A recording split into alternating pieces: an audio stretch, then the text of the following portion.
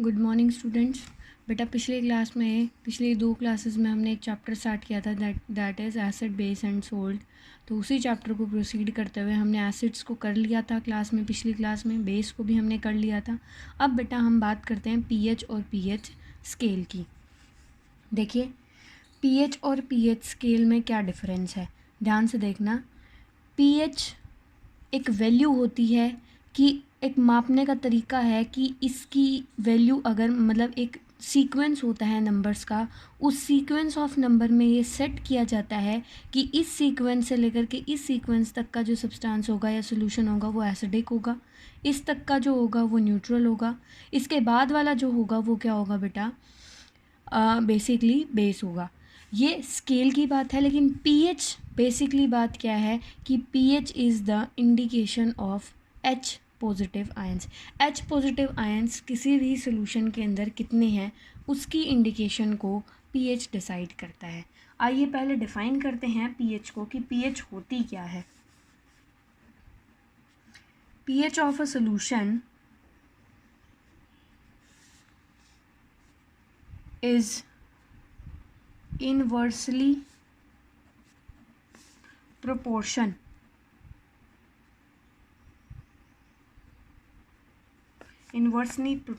to the concentration of hydrogen ions in it। इसको हम कैसे क्या बोलेंगे, पीएच मीन्स पीएच क्या है बेटा। अगर पीएच का हम फॉर्मूला लिखते हैं, पीएच इज इक्वल टू 1 में एच पॉजिटिव आयंस की कंसंट्रेशन। क्या बोलेंगे, पीएच इज इक्वल टू 1 में एच पॉजिटिव आयंस की कंसंट्रेशन। बेसिकली पीएच एक मापने का तरीका है कि किसी भी सब्सटेंस के अंदर एच पॉजिटिव आयंस की कंसंट्रेशन कितनी है, और एच पॉजिटिव आयंस की कंसंट्रेशन ही बेटा डिसाइड करेगी एसिड है, बेस है या सोल्ट है। और उसी पीएच को हम फिर रिलेट किससे करेंगे, पीएच स्केल से रिलेट करेंगे, जिसकी वजह से हमें उसकी पीएच वैल्यू पता चल जाएगी।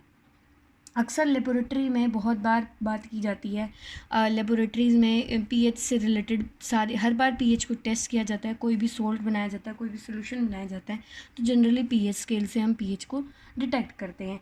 अब डिफाइन कर लेते हैं पीएच स्केल को।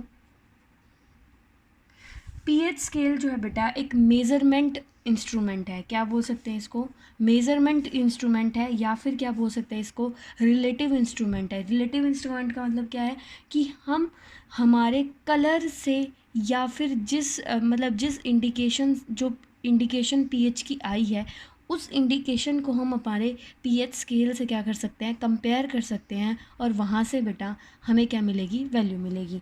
देखिए इसको डिफाइन करने के लिए क्या बोल सकते हैं, the strength of an acid और बेस, मतलब एसिड और बेस की स्ट्रेंथ को मेज़र किया जाता है on a scale of numbers called pH scale. देखिए कैसे, पीएच स्केल जो होता है बेटा उसमें वैल्यूज़ होती हैं इस तरीके से। आपका पीएच स्केल होता है, पीएच स्केल में कुछ बेटा वैल्यूज़ डाली जाती है, 1 0 to 14 होती है। 1 2 3 4 5 6 7 8 9 10 11 12 13 14 डाल देते हैं यहीं पे। देखिए कैसे होता है, एक ज़ीरो से स्टार्ट होता है, 0 1 2 3 4 5 6 7 8 9 10 11 12 13 एंड 14। देखिए बेटा इस तरीके से पीएच स्केल जो होता है ये अरेंज्ड रहता है, और इस पीएच स्केल के अंदर वैल्यूज़ कैसे होती है। देखिए 7 जो वैल्यू होती है वो न्यूट्रल होती है। क्या होती है बेटा, न्यूट्रल वैल्यू होती है। ये वाली जो वैल्यू होती है ये एसिडिक होती है। ये वैल्यू किसकी होती हैं, एसिड की वैल्यूज़ होती हैं। ये सारी की सारी वैल्यूज़ जो होती हैं बेटा ये बेस की होती हैं। किसकी होती हैं, ये बेस की होती हैं। देखिए न्यूट्रल से अगर हम ज़ीरो की तरफ मूव करेंगे, न्यूट्रल से हम अगर ज़ीरो की तरफ मूव करेंगे बेटा तो क्या होगा, द एसिडिक करेक्टर इंक्रीजेस। क्या बोला, when we will move from neutral to zero then the acidic character increases. मतलब the solution contains more H positive ions than OH negative ions। समझ में आया क्या कहना चाह रही हूँ, मतलब ये न्यूट्रल पीएच है। न्यूट्रल पीएच से अगर हम एसिड की तरफ मूव करते हैं, मतलब अगर हम ज़ीरो की तरफ मूव करते हैं तो वो कैसी पीएच होगी, एसिडिक पीएच होगी। ये पीएच स्केल बोलता है। और बेटा अगर हम न्यूट्रल से 14 की तरफ मूव करते हैं, मीन 7 से 14 की तरफ जाते हैं, तब बेसिक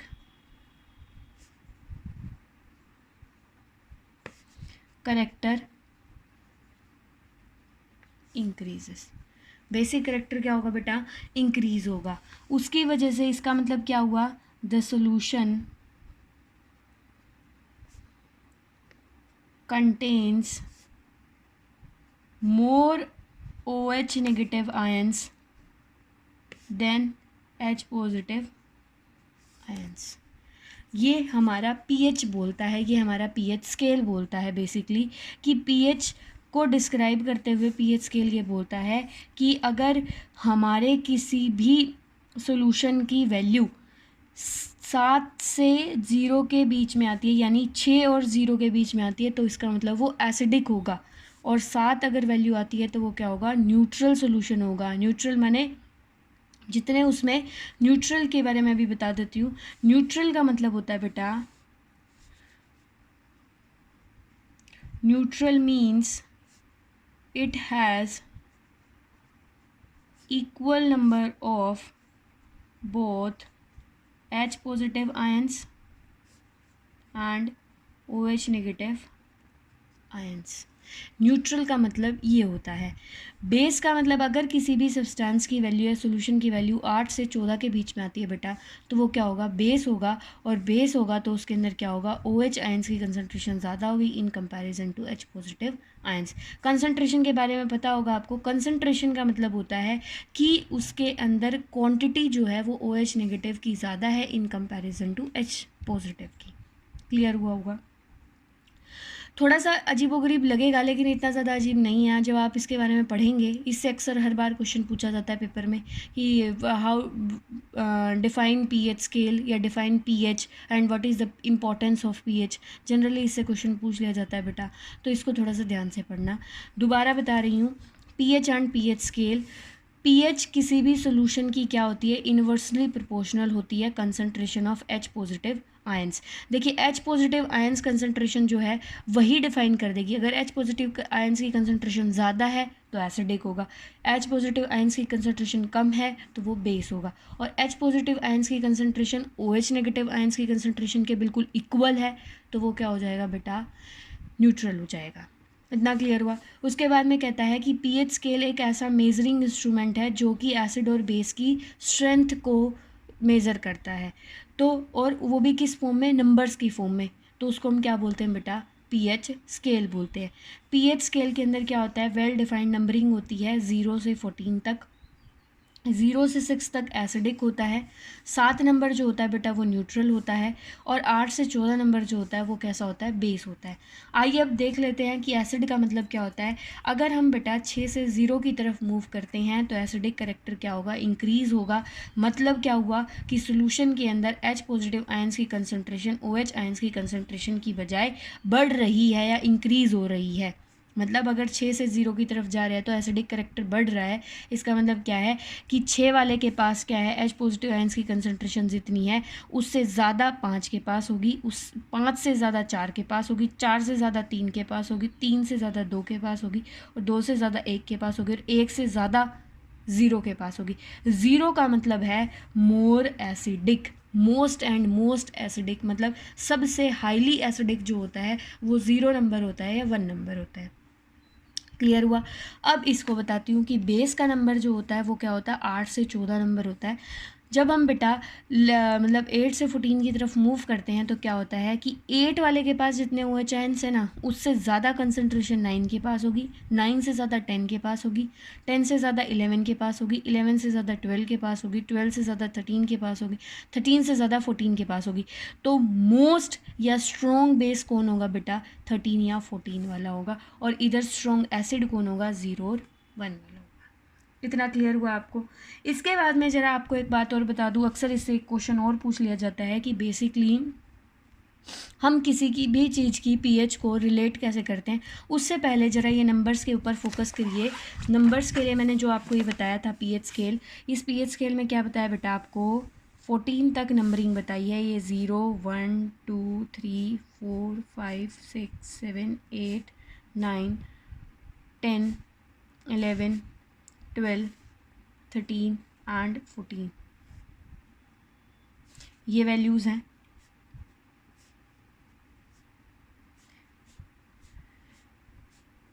इसमें कलर से रिलेटेड भी क्वेश्चन बहुत बार पूछा जाता है कि कलर को कैसे रिलेट करेंगे। उससे पहले देखिए 7 नंबर बताया न्यूट्रल, 7 नंबर बताया क्या, न्यूट्रल। जो बेटा ये 4 से 6 वाले जो नंबर होते हैं ये होते हैं बेटा वीक एसिड। ये कैसे होते हैं, वीक एसिड। और ये जो होते हैं बेटा ये होते हैं, कैसे होते हैं, ये स्ट्रॉन्ग एसिड। और उन स्ट्रॉन्ग एसिड के बीच में भी क्या होता है बेटा, इन वैल्यूज़ को डिफाइन करते हुए हम बोलते हैं कि मोर एंड मोस्ट एसिडिक की बात करते हैं। मोर एंड मोस्ट एसिडिक में हम वैल्यू लेते हैं किसकी बेटा, 0 और 1 की। किसकी वैल्यू लेते हैं, 0 और 1 की। इसके बाद में बात करते हैं जो हमारे 8 से 11 तक होते हैं बेटा, ये होते हैं वीक बेस। ये क्या होते हैं, हमारे वीक बेस होते हैं। और बेटा ये 12 से 14 तक की जो वैल्यू होती है ये किस कैटेगरी में आती है, हाँ जी मैं आपको बता रही थी, जो 12 से 14 नंबर तक होता है बेटा ये कैसा होता है, स्ट्रॉन्ग बेस। क्या होता है, ये स्ट्रॉन्ग बेस होता है। इसके बाद में क्या होता है बेटा, इसके साथ में मैंने आपको बताया था कि ये वैल्यूज़ जो होती हैं वो किसकी होती हैं, एसिड की वैल्यू होती हैं ये।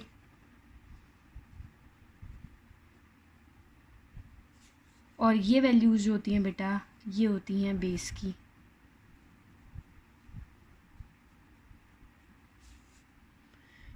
इसके बाद में बात करते हैं किसकी, ये न्यूट्रल के बारे में बताया मैंने आपको। इसके बाद में कंसंट्रेशन की बात करते हैं कि H पॉजिटिव आयंस की कंसंट्रेशन कैसे वेरी करेगी, क्योंकि ये बहुत ज़्यादा इंपॉर्टेंट है।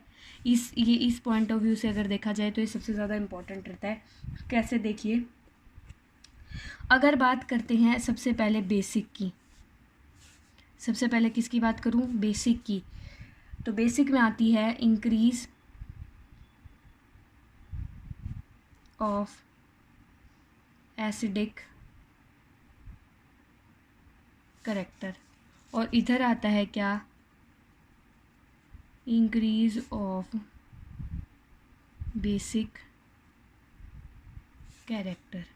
इसके साथ एसिड के केस में अगर हम बेटा 6 से 0 की तरफ मूव करते हैं, concentration of H positive ions increases and concentration of OH ions decreases। वहीं पे बात करते हैं बेसिक कैरेक्टर के केस में। बेसिक कैरेक्टर के केस में क्या होगा, concentration of OH ions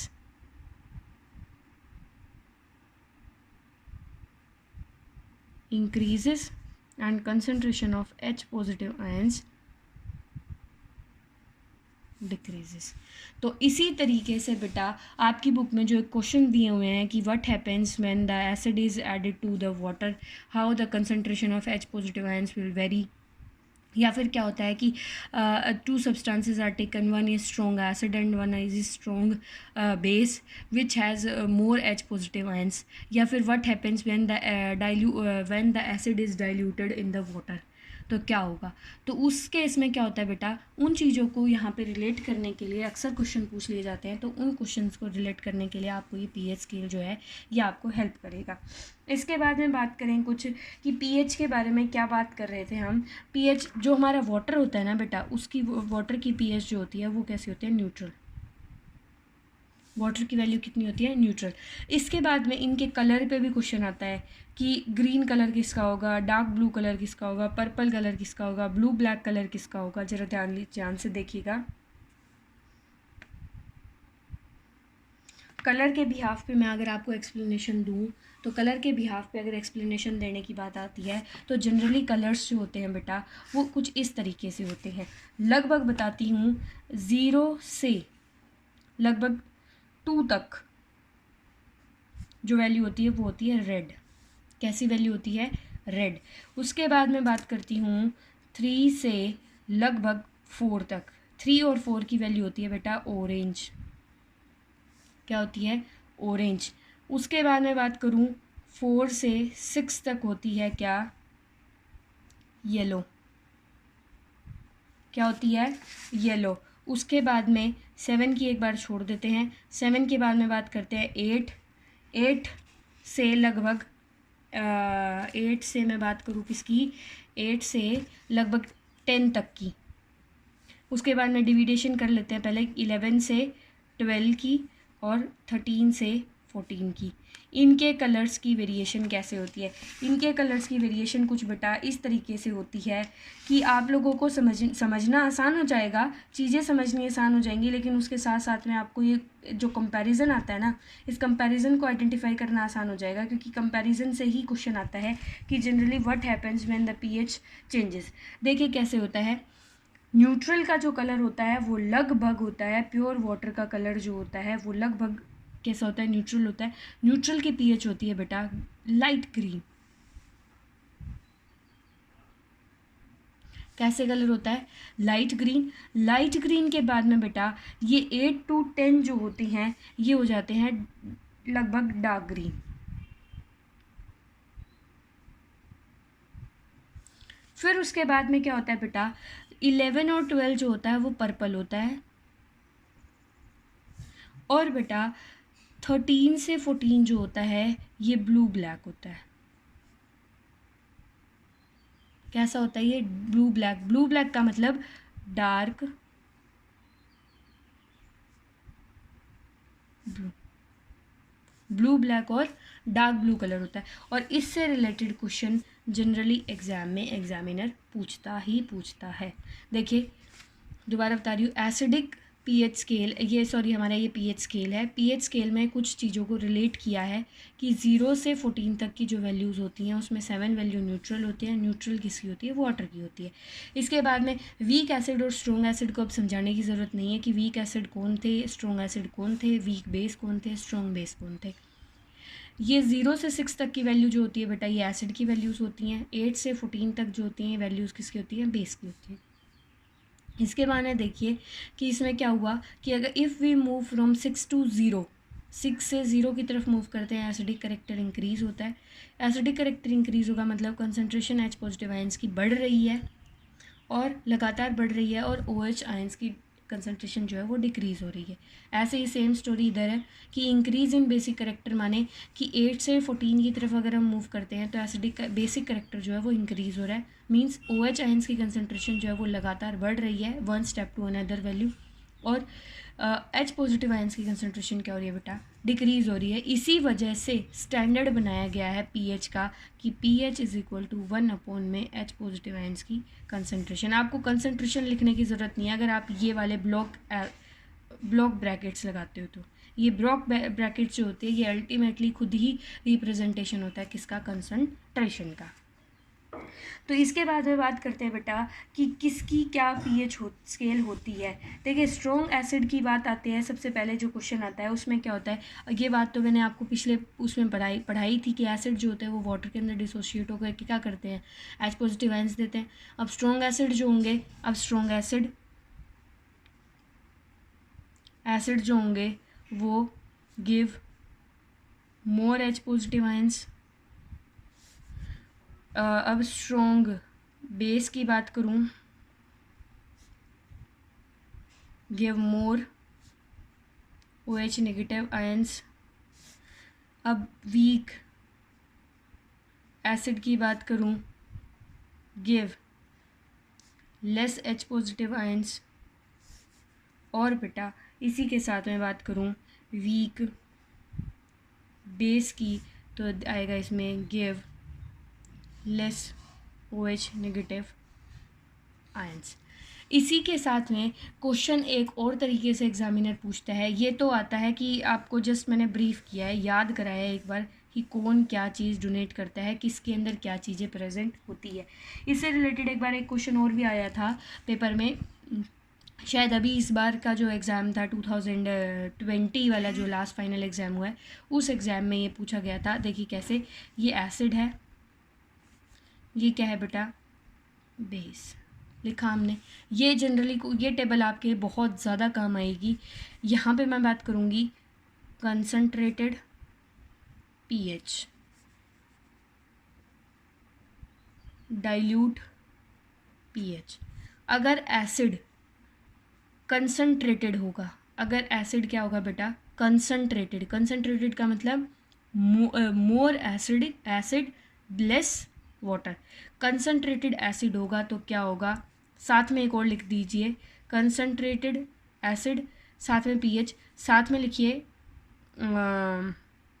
H positive ions की कंसंट्रेशन और वहीं पे OH नेगेटिव आयंस की कंसंट्रेशन, यहीं पे OH नेगेटिव आयंस की concentration and H positive ions की कंसंट्रेशन। ये टेबल आपके बहुत ज़्यादा इंपॉर्टेंट होने वाली है, ध्यान से देखना।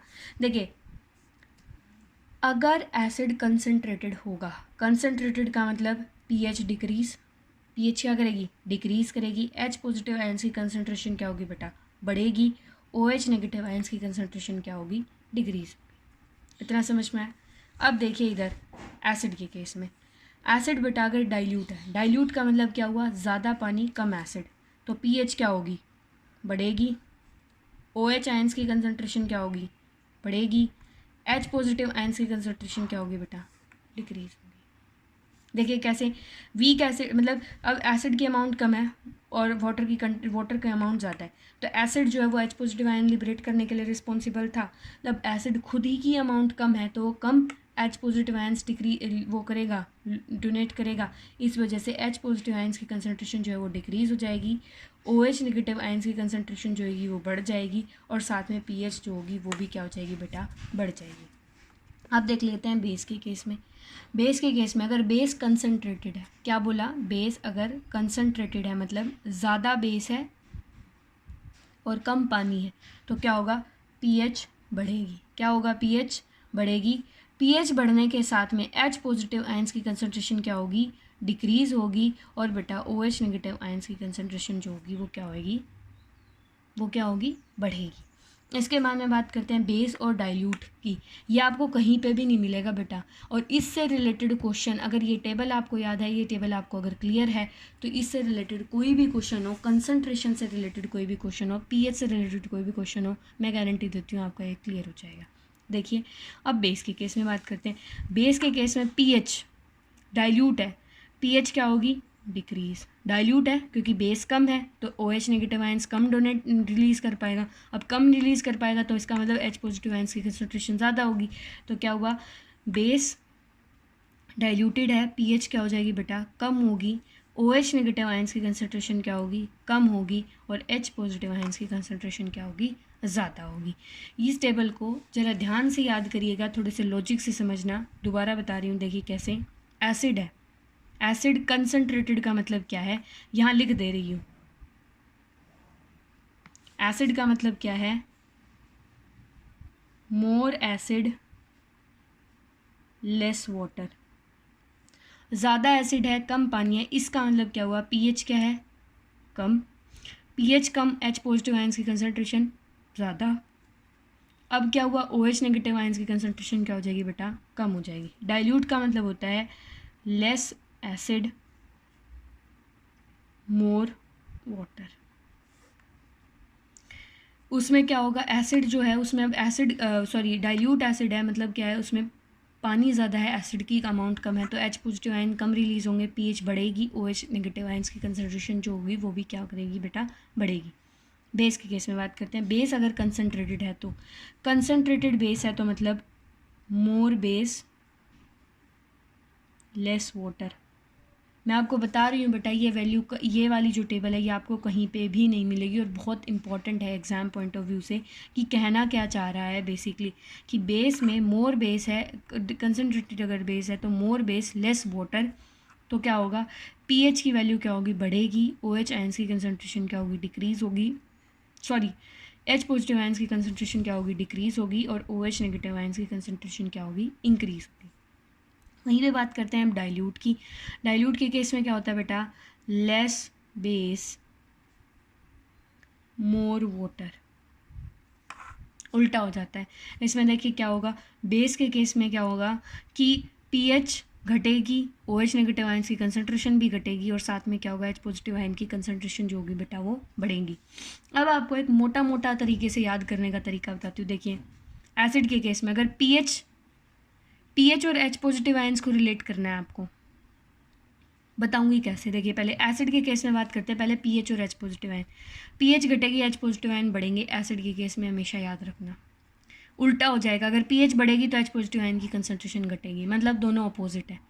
पीएच घटी, H पॉजिटिव आयन की कंसंट्रेशन बढ़ी, हर जगह पे होता है। पीएच घटी, H पॉजिटिव आयन की कंसंट्रेशन बढ़ी, पीएच बढ़ी, H पॉजिटिव आयन की कंसंट्रेशन घटी, हर बार हर जगह आपको एक यही चीज़ देखने को मिलेगी। बेस के केस में क्या होता है बेटा, पीएच बढ़ी, OH आयंस की कंसंट्रेशन भी बढ़ेगी, पीएच घटी तो OH आयंस की कंसंट्रेशन भी क्या होगी, डिक्रीज़ होगी। ये वैल्यूज़ जो हैं ये आपको ओवरऑल जो है वो याद रखनी है।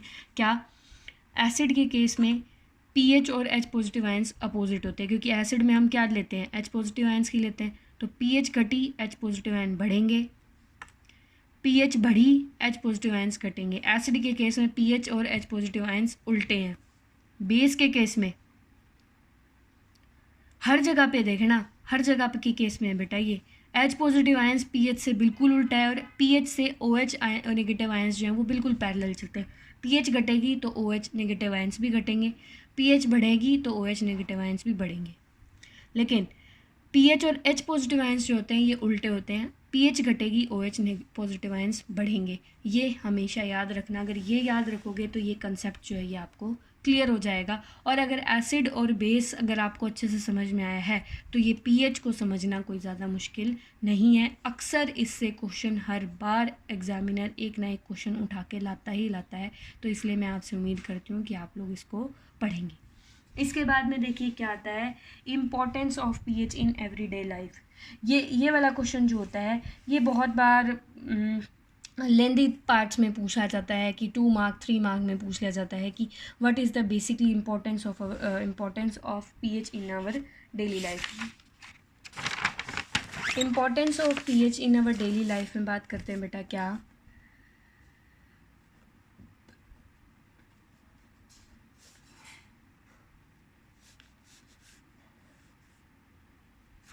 Importance of pH in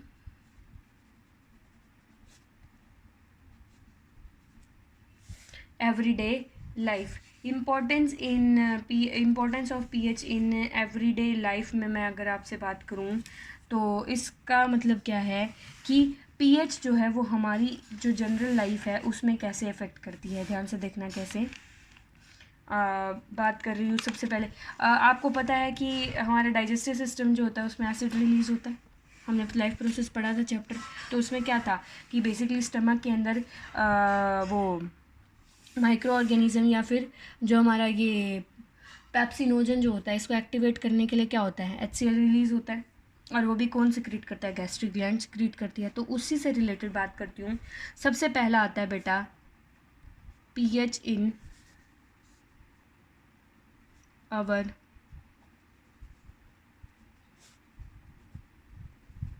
digestive system के अंदर क्या होता है, हमारा जो HCl होता है, क्या आया, HCl, और HCl कैसा, डाइल्यूट। अब मुझे क्लियर करने की ज़रूरत नहीं है कि डाइल्यूट HCl का मतलब क्या है, means more water less acid. तो समवट कैसा है ये, वीक। तो बेटा क्या होता है कि एसिड जो होता है वो क्या होता है, हमारी स्टमक में रिलीज होता है डाइजेशन के लिए। अगर बेटा इफ़ डाइल्यूट एसिड HCl जो होता है ये हमारी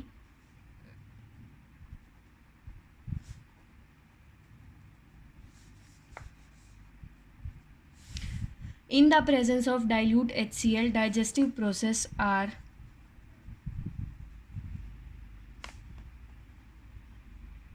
proceeded। क्या होती है बेटा, प्रोसीड होती है क्या, हमारी डाइजेस्टिव प्रोसेस। लेकिन if more acid is released, अब एसिड ज़्यादा रिलीज होंगे, एंजाइम्स एक्टिवेट होंगे, लेकिन वो क्या होते हैं, एंजाइम भी जो होते हैं वो अपनी एक लिमिटेड अमाउंट में ही काम करते हैं, लिमिटेड pH रेंज के अंदर ही काम करते हैं। तो उसकी वजह से क्या होगा बेटा, एसिड तो काम होंगे नहीं, उसके साथ में क्या हो जाएगी, हमें एसिडिटी क्या हो जाएगी इसकी वजह से। अगर मोर एसिड रिलीज होगा तो उसकी वजह से क्या होगा, एसिडिटी इंक्रीज हो जाएगी, और उस एसिडिटी को हम न्यूट्रलाइज करेंगे बाय एंटासिड्स। किससे रिलीज करेंगे, न्यूट्रलाइज करेंगे एंटासिड से। तो मीन्स क्या बात हो रही है कि our digestive system only and only work in the narrow range of pH। Narrow range of pH मतलब बेटा अगर ज़्यादा pH के अंदर वेरिएशंस आई, एक फ़िक्स pH होती है, अगर उस फिक्स pH से वैल्यू से अगर ज़्यादा यूज़ हो जाती है या ज़्यादा एसिड रिलीज़ हो जाता है या ज़्यादा बेसिक हो जाता है हमारा डाइजेस्टिव ट्रैक, तो उसमें डाइजेशन प्रोसेस नहीं होगी। तो हम क्या बोल सकते हैं, जनरली बात करते हैं कैसी, कि our digestive system work on narrow range of pH। इतना समझ में है कि हमारा डाइजेस्टिव सिस्टम जो है वो नैरो रेंज ऑफ pH पे काम करता है। If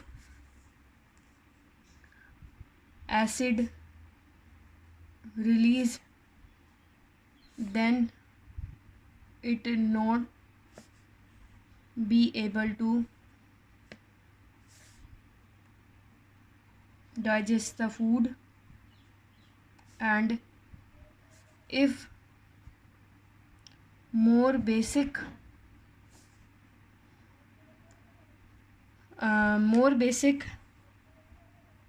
then also it does not able to digest food। तो हमारा जो pH का मतलब क्या हुआ कि डाइजेस्टिव सिस्टम के अंदर pH की क्या इंपॉर्टेंस है, कि एक स्पेसिफिक अमाउंट में pH जो है वो हमारे स्टमक के अंदर या डाइजेस्टिव ट्रैक्ट के अंदर क्या है, मेंटेन रहनी चाहिए। अगर वो मेंटेन नहीं रहेगी तो क्या होगा, हमें क्या होगा, डाइजेशन नहीं होगा। तो उसकी वजह से क्या होगा बेटा, इनडाइजेशन। क्या होगा, इनडाइजेशन। और इनडाइजेशन को ठीक करने के लिए हमें क्या लेना पड़ेगा, इसके अपोजिट, या तो एसिडिक करेक्टर ज़्यादा हो गए तो एंटासिड्स लेने पड़ेंगे, अगर बेस हो गया है तो उसकी बजाय फिर हमें कुछ एसिड, माइल्ड एसिड लेने पड़ेंगे, जिसकी वजह से क्या होगा, न्यूट्रलाइजेशन प्रोसेस हो सके। क्लियर हुआ। इसके बाद में बात करते हैं कि एसिडिटी के केस में मैं आपको बता रही थी, एसिडिटी के केस में जो बात करते हैं मैंने आपको बताया था, एंटासिड की जो बात करी थी। एंटासिड में 2 एग्जाम्पल जनरली बोले जाते हैं, एक तो मैग्नीशियम हाइड्रोक्साइड। इसको कभी कभी बेटा मैग्नीशियम हाइड्रोक्साइड की जगह पे पूछता है मिल्क ऑफ मैग्नीशिया। बहुत बार क्वेश्चन पूछा जाता है what is milk of magnesia. आपके 9th क्लास में भी सोल्स और मतलब वो डिस्पर्सिंग मीडियम में भी आया था कि मिल्क ऑफ मैग्नीशिया को आप किसकी कैटेगरी में रखेंगे। मिल्क ऑफ मैग्नीशिया में डिस्पर्सिंग मीडियम क्या होता है, तो उससे आप यहाँ पे याद कर सकते हैं। और दूसरा आता है सोडियम हाइड्रोजन कार्बोनेट, इसका भी कॉमन पूछा जाता है बेकिंग सोडा। पहला ही है बेटा मैग्नीशियम हाइड्रोक्साइड, दूसरा आता है कौन सा, sodium hydroxide, sorry hydrogen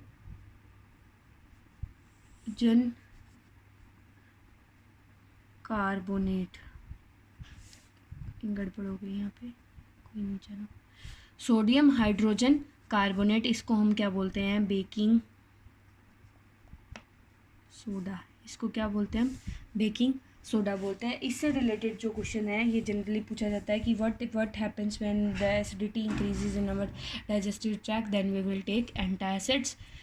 for example magnesium hydroxide यानी मिल्क ऑफ मैग्नीशिया ले सकते हैं, या फिर क्या ले सकते हैं, सोडियम हाइड्रोजन कार्बोनेट यानी कि किचन में प्रेजेंट बेकिंग सोडा। तो वो भी होम रेमेडी की तरह हमारी एसिडिटी को क्या कर देगा, न्यूट्रलाइज करेगा। इनडाइजेशन वाली प्रोसेस जो है वो क्या हो जाएगी, ठीक हो जाएगी, और उसकी वजह से हमारा डाइजेशन जो है वो वापस से रेगुलर हो जाएगा। दूसरी जो इम्पोर्टेंस है बेटा क्या है कि अगर पीएच चेंजेस होंगे विल कोज टूथ डिके। देखिए हमारा जो जैसे कि ये हमारा टूथ होता है, ये टूथ होता है ना बेटा, इसके ऊपर एक कोटिंग प्रेजेंट होती है जिसको हम क्या बोलते हैं, इनेमल। क्या होती है बेटा ये, इनेमल। ये बहुत हार्ड होती है, ये किसकी बनी होती है, calcium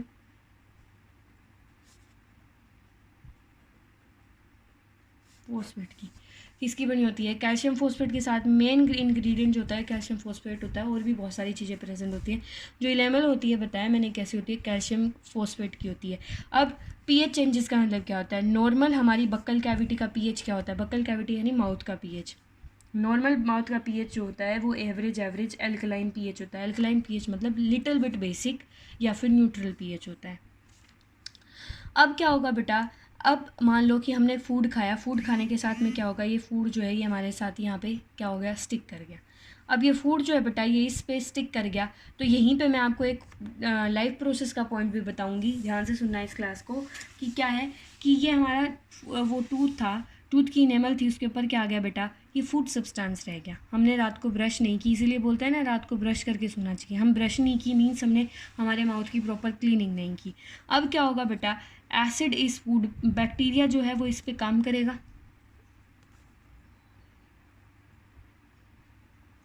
will act on it, और ये क्या है बेटा, फूड, ये क्या है, फूड। अब जब बेटा बैक्टीरिया इस पे काम करेगा फूड के ऊपर, देन इट रिलीजेस, मतलब बैक्टीरिया जो है वो रिलीज करेगा एसिड। बैक्टीरिया क्या रिलीज करेगा बेटा, एसिड रिलीज करेगा, and that acid will degrade अवर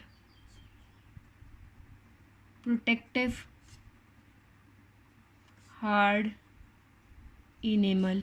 अगर बेटा हमारी प्रोटेक्टिव हार्ड इनेमल डिग्रेड हो गई, डिग्रेड का मतलब ख़राब हो गई, टूट गई या डैमेज हो गया है, तो it will lead to tooth decay. Tooth decay का मतलब होता है दांतों का सड़ना। तो क्या हुआ कि पीएच चेंजेस की वजह से क्या हुआ, अब रात को हमने खाना खाया तो बैक्टीरिया ने उस पर काम किया, बैक्टीरिया ने उस पर काम किया तो उसने क्या किया बेटा, एसिड रिलीज़ किया। मीन्स अगर माउथ में एसिड की अमाउंट जो है वो इंक्रीज़ हो जाती है तो क्या होता है, टूथ डिके होता है। क्या होता है बेटा, टूथ डिके होता है। मीन्स क्या बात हुई कि क्या हुआ, एसिड रिलीज हुआ, इस एसिड ने क्या किया, इस प्रोटेक्टिव हार्ड इनेमल को क्या कर दिया बेटा, डिग्रेड कर दिया। इसकी वजह से जो बैक्टीरिया है वो अब हमारी सॉफ्ट पार्ट्स यानी गम्स तक पहुंच जाएगा, और गम्स तक पहुंचेगा तो वहाँ पे क्या करेगा, इन्फेक्शन कोज करेगा, और जिसकी वजह से हमारा दांत जो है वो क्या हो जाएगा, ख़राब हो जाएगा। तो बात करते हैं कि अगर टूथ डिके जो होती है वो बेसिकली कब होती है, वो देख लेते हैं। इफ़ pH decreases from 5.5, 5.5 से अगर कम होती है, अगर pH जो है वो 5.5 से कम होती है, देन डिके, तब क्या होगा बेटा, टूथ डिके होगा। और ये जनरली बोला जाता है, और इसी वजह से क्या होता है, और एसिड, एसिडिक हमारे माउथ की कंसंट्रेशन मैंने क्या बताई थी, वैसे जनरली तो बेसिक होती है, लेकिन एसिडिक करेक्टर जब हमने रात को खाना खाया था तो एसिडिक करेक्टर क्या हो गया था, बढ़ गया था। और हमारी जो हमारी कोलगेट या फिर टूथपेस्ट, कोलगेट तो एक ब्रांड है, टूथपेस्ट जो होती है, टूथपेस्ट की वैल्यू जो होती है, पीएच वैल्यू जो होती है, वो लगभग कितनी होती है बेटा, 8। कितनी होती है, 8 होती है। और ये एसिडिक क्या हुआ था, अगर लेस देन, मान लीजिए अगर ये लेस देन 5.5 है, तो ये टूथपेस्ट जो है बेटा, इसको क्या कर देगी, न्यूट्रलाइज कर देगी। क्या कर देगी ये, इसको न्यूट्रलाइज कर देगी। और इसी वजह से आपका इसी वजह से आपके जो टूथ्स हैं बेटा, वो प्रोटेक्टिव रहते हैं। इसी के साथ में क्या बताया था मैंने, मैं आपको लाइफ प्रोसेस की जो बात बता रही थी, या वो क्या बता रही थी, कि जो हमारा टूथ होता है, इसके ऊपर जो येलोइश स्टिकी लेयर आ जाती है due to bacteria and food, इसको हम क्या बोलते हैं बेटा, प्लैक बोलते हैं। और ये प्लैक जो होता है, ये क्या करता है, हमें हमारे टूथ डिके करवाता है। तो ये जो वैल्यू है, ये बहुत बार पूछा जाता है कि what do you mean by plaque. Plaque, it is a yellowish sticky layer on our gums या tooths due to the presence of bacteria and food is called age, क्या बोलेंगे बेटा, प्लैक। और ये प्लैक ही जो होता है, ये येलोइश जो हमारे टीथ होते हैं, इन्हीं की वजह से क्या होता है, डिग्रेडेशन स्टार्ट हो जाता है, किसका, मतलब टूथ्स का। इसके बाद में बात करते हैं बेटा, प्लांट्स और एनिमल्स जो होते हैं वो भी सेंसिटिव होते हैं। सबसे पहले बात करते हैं सॉइल की पीएच के बारे में। सॉइल की पीएच के बारे में बात करें तो सॉइल की पीएच जो होती है वो लगभग 7 के आसपास होती है। किसके आसपास होती है, 7 के आसपास होती है। अब 7 के आसपास होती है तो कभी कभी क्या होता है बेटा, कि कुछ केमिकल्स होते हैं, जैसे कि फर्टिलाइजर्स होते हैं, एक more access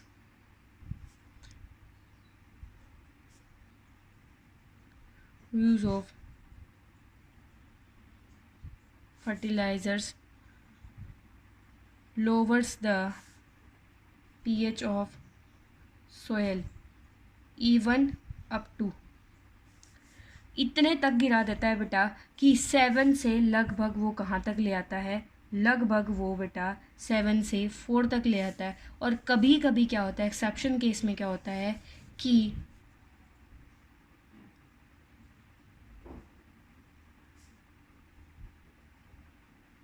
happen that the pH of soil will increase up to 8.3। अब इन्हीं फ्लक्चुएशंस में क्या होते हैं बेटा, प्लांट्स जो होते हैं वो ग्रो नहीं कर पाते, मीन सॉइल अपनी फर्टिलिटी क्या कर देती है, रिड्यूस कर देती है। ये भी आपके एनसीईआरटी में एक क्वेश्चन दिया हुआ है कि what happens when the soil becomes acidic, what the farmer will do to treat the soil so that the productive will be increased. इस तरीके से एक ब्लू क्वेश्चन आपकी बुक में दिया हुआ है, ब्लू क्वेश्चन दिया हुआ है। तो उसी के साथ में बात करते हैं, अगर मान लीजिए हमारी एसिड वो हमारी जो है एसिडिक हो गई है field, if our field or soil is acidic, then we put, हम क्या करेंगे बेटा, उसके अंदर क्या डालेंगे, क्या क्या डाल सकते हैं हम उसको, एक तो उसके अंदर क्या क्या डाल सकते हैं, क्विकलाइम। क्विकलाइम को हम क्या बोलते हैं, कैल्शियम ऑक्साइड, क्या बोलते हैं, कैल्शियम ऑक्साइड। और क्या डाल सकते हैं, स्लेक्ड लाइम। स्लेट लाइम को हम क्या बोलती हैं? कैल्शियम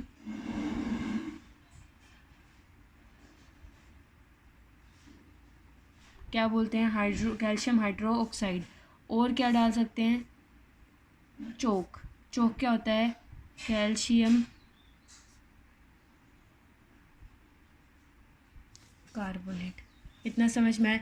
ये क्वेश्चन पूछा जाता है कि what happens if the field acidic strength is increases, then what how the farmer will overcome this situation, या how farmer will solve this problem. तो उस तरीके से होता है कि अगर एसिडिक सॉइल हो जाती है तो फार्मर जो है उसके अंदर क्विक लाइम भी डाल सकता है, स्लेक लाइम भी डाल सकता है और चौक भी डाल सकता है। उसकी चॉइस है कि तीनों में से कुछ भी डालेगा। तो क्या होगा बेटा? ये कैसे है? बेस है, ये तीनों के तीनों क्या बेस। अब बेस जो है वो एसिड के साथ एक्ट करेगा तो क्या कर देगा? न्यूट्रल कर देगा। और वैसे सोयल की वैल्यू क्या है? 7। 7 क्या होता है? न्यूट्रल होता है। तो उस तरीके से क्या हो जाएगी? सोयल की पीएच जो है वो क्या हो जाएगी? वापस से बैलेंस हो जाएगी। अगर बात करते हैं क्या कि if our soil is basic, तो क्या करेंगे? Then we put organic matter. Matter like क्या डाल सकते हैं हम? मेन्योर और कंपोस्ट। हो सकता है कि कभी कभी क्या होता है, कभी कभी चांसेस हो जाते हैं कि ज़्यादा बेसिक हो जाती है या एक्सेस अमाउंट में इन सब का यूज़ करने से क्या हो जाएगी बेटा? बेसिक ज़्यादा हो गई। तो उस बेसिक को सॉल्व करने के लिए, इस बेसिक प्रॉब्लम को सॉल्व करने के लिए कि सॉइल की जो पीएच है वो बेसिक हो गई है, तो बेसिक सॉइल की प्रॉब्लम को सॉल्व करने के लिए हम क्या डालेंगे? इसमें ऑर्गेनिक मैटर डालेंगे, जिसकी वजह से क्या होगा? पीएच जो है वो नॉर्मल आ जाएगी, दैट इज़ 7 के आसपास। इसके बाद में करते हैं कि पीएच जो होती है बेटा, ये आता है, इसको हम बोल सकते हैं pH, soil pH and plant growth. Sorry, क्या बोल सकते हैं? पीएच एंड प्लांट ग्रोथ बोल सकते हैं। इसके बाद में जो 4th पॉइंट आता है वो आता है बेटा pH and survival of animals. PH and survival of animals में बेटा पीएच जो होती है ये ज़्यादातर सर्वाइवल में एनिमल्स में सर्वाइवल में हेल्प करती है, साथ में ह्यूमन बींग्स में। ह्यूमन बींग्स में तो हमने बात ही कर ली, जैसे डाइजेस्टिव सिस्टम में स्किन की पीएच जो होती है उसके बिहाफ पे भी। लेकिन हमारी जो बॉडी होती है बेटा वो नैरो पीएच रेंज पे काम करती है। Human body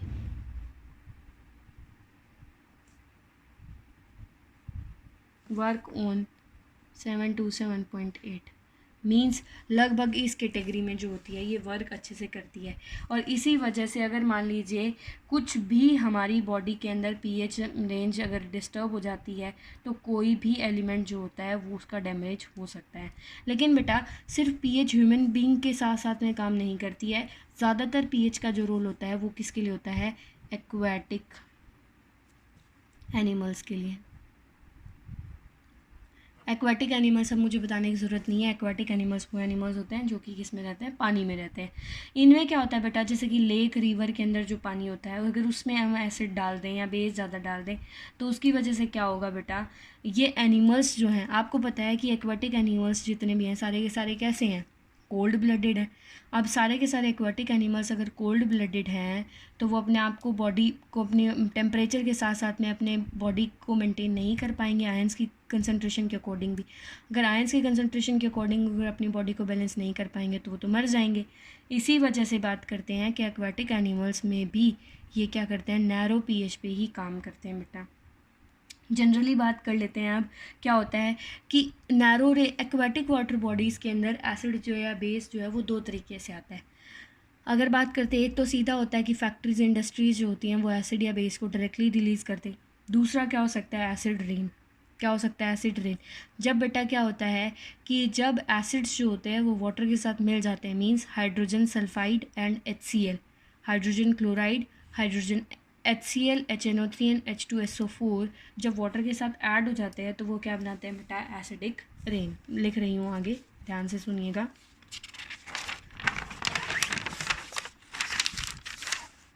when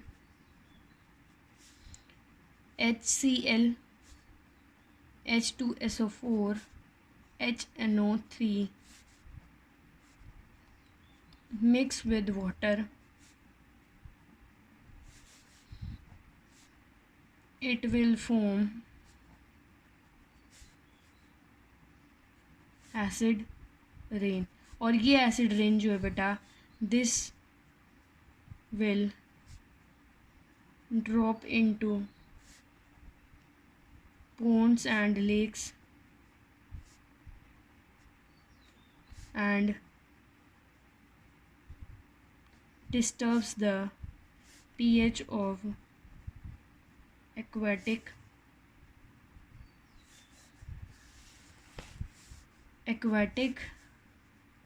bodies. Aquatic bodies बोलो या वाटर बॉडीज़ बोलो, उसकी वजह से क्या होगा, the animals will not able to survive. अब बात कर लेते हैं बेटा, ये एसिड रेन जो होती है इसकी पीएच जो होती है वो लगभग कितनी होती है, 5.6. कितनी होती है, लगभग 5.6. तो इसी वजह से क्या होता है कि बेसिकली एसिड रेन जो होती है वो भी हमारे बहुत सारे एक्वाटिक ऑर्गेनिजम्स को क्या कर देती है, किल कर देती है. और इस एसिड रेन का या जो water bodies, aquatic water bodies के अंदर जो एसिडिक करेक्टर बढ़ा है उसको नॉर्मलाइज करने के लिए, to normalize the acidic pH of water bodies,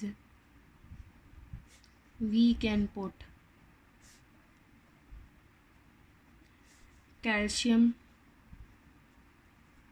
carbonate. क्या ऐड कर सकते हैं इसमें हम, कैल्शियम कार्बोनेट, क्योंकि कैल्शियम कार्बोनेट जो है वो बेसिकली कैसा होता है बेटा, बेसिक नेचर का होता है. कैसा होता है, बेसिक, मतलब इसकी पीएच क्या होती है, बेसिक होती है. तो इस तरीके से क्या हो सकता है, हम हमारे एसिडिक रेन को क्या कर सकते हैं, कंट्रोल कर सकते हैं. अब इसके बाद में बेटा मैंने आपको एक इम्पॉर्टेंट जो बताया था आपको कि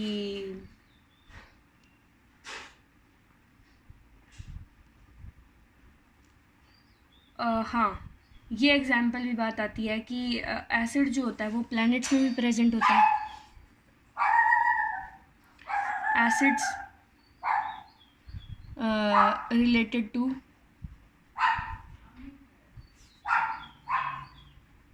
प्लैनेट.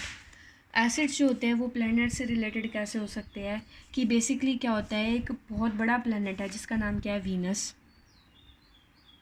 वीनस प्लैनेट के पास क्या होता है बेटा, thick white and yellowish clouds present होते हैं.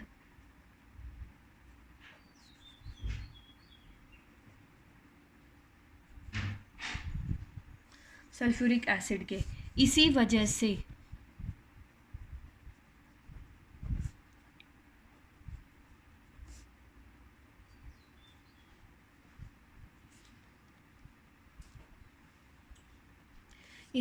क्या है बेटा, इस प्लैनेट के ऊपर क्या है, लाइफ एग्जिस्ट नहीं करती. इसके बाद में आता है कि कुछ एनिमल्स जो होते हैं केमिकल वॉर से मतलब कुछ एनिमल्स जो होते हैं वो क्या करते हैं बेटा, अपना डिफेंस करते हैं. कुछ एनिमल्स जो होते हैं वो डिफेंस करते हैं. इसको पीएच में क्यों लिया, अब आप बात करोगे मैम इसको पीएच में क्यों लिया, इसको पीएच में इसलिए लिया बेटा क्योंकि जो एनिमल्स जो हैं वो जब डिफेंस करते हैं अपना तो वो अल्टीमेटली क्या करते हैं, दूसरे एनिमल के ऊपर या तो एसिड या बेस क्या करते हैं, इंजेक्ट करते हैं. आपको पता है कि हर किसी की पीएच में वेरिएशन आएगी तो वो क्या हो जाएगा, अनकंफर्टेबल हो जाएगा. तो इसीलिए क्या होता है, अगर हम किसी दूसरे एनिमल को क्या करेंगे, हिट करेंगे या उसको डिस्टर्ब करेंगे, then it will be ultimately re attack us. वो हमें क्या करेगा, दोबारा से अटैक करेगा हम पे. वो अटैक एसिड्स की फॉर्म में भी हो सकता है, वो अटैक हमारे पे किसी क्या हो सकता है कि उसकी फ़िज़िकल अटैक भी हो सकता है उसकी मसल्स जो हैं वो हमें ग्रास्प कर लें. तो वो इस तरीके का जो डिफेंस होता है ये कुछ एनिमल्स करते हैं.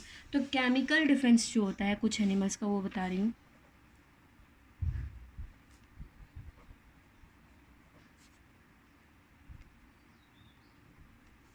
लाइक केमिकल डिफेंस में हम बात करते हैं, ज़्यादातर बात करते हैं सबसे पहले तो honey bee.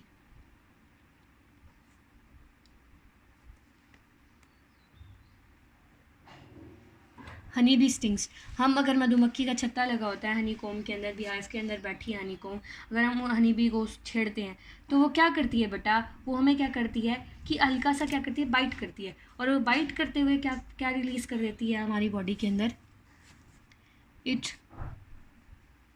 Releases baking soda. क्या रिलीज़ करेगी, बेकिंग सोडा रिलीज़ करेगी, और बेकिंग सोडा रिलीज़ करेगी। बेकिंग सोडा का आपको पता है कैसी होती है, ये बेकिंग सोडा बेसिक नेचर का होता है, और इसकी वजह से क्या होगा कि जो हनी बी स्टिंग जो होती है बेसिकली हमारी बॉडी के अंदर बेटा एसिड रिलीज़ करती है। कैसा एसिड रिलीज़ करती है, रिलीज़ एसिड, ये क्या करती है हमारी बॉडी के अंदर, एसिड रिलीज़ करती है। और बेटा अगर हम इस एसिड के ऊपर then if we put baking soda on it, और ये अगर बेटा क्या होगा, अब हनी बी जो है वो एसिड रिलीज़ किया तो उसकी वजह से क्या होगा, एसिड करेक्टर बढ़ गया, तो हम बेस को अगर उसके ऊपर अप्लाई करेंगे तो वो हमें क्या करेगी, रिलीफ प्रोवाइड करेगी। इसी के साथ में बात आती है कि जो हमारी वेस्प होती है, येलो वेस्प होती है ना,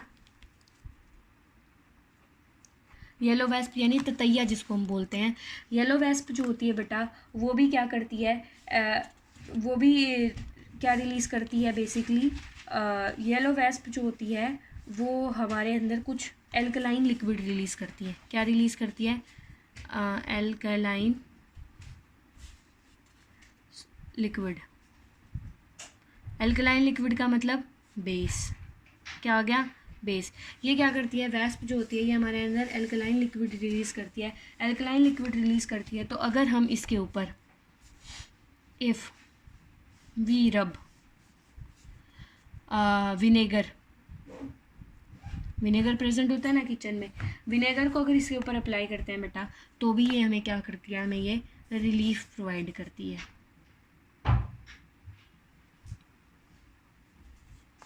और ये दूसरी थी, पहली हनी थी, दूसरी ये थी, तीसरी आती है बेटा एंट स्टिंग।